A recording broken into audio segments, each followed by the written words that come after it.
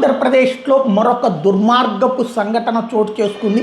అయితే ఇందులో రాజకీయ వ్యవహారం కంటే కూడా వ్యక్తుల యొక్క వివాదం కారణం. చిత్తూరు జిల్లా గంగవరం దగ్గర కూర్నపల్లి అనేటటువంటి ప్రాంతంలో ఒక మహిళని వివస్త్రణ చేసి రోడ్డు మీద ఊరేగించినటువంటి ఘటనకి సంబంధించి ఆమె ఫిర్యాదుతో ఇప్పుడు కేసు నమోదు చేసి దర్యాప్తు ప్రారంభించారు.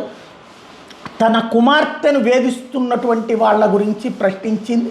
నా కుమార్తెను ఎందుకు వేధిస్తున్నారన్నందుకు గాను ఆ మహిళ మీద దాడి చేసి అరాచకం చేశారు. అయితే ఈ ఘాతుకానికి పాల్పడ్డ వాళ్ళు కూడా బంధువులే అన్నటువంటిది ప్రస్తుతం చెప్తున్నటువంటిది. ఇందులోని వాస్తవం ఎంతో మనకు తెలియదు. బట్ ప్రాథమికమైనటువంటి సమాచారం మేరకు మాత్రం ఒక మహిళ తీవ్ర అవమానానికి గురైంది. అక్కడ కూర్నపల్లి దగ్గర, గంగవరం దగ్గర, చిత్తూరు జిల్లా.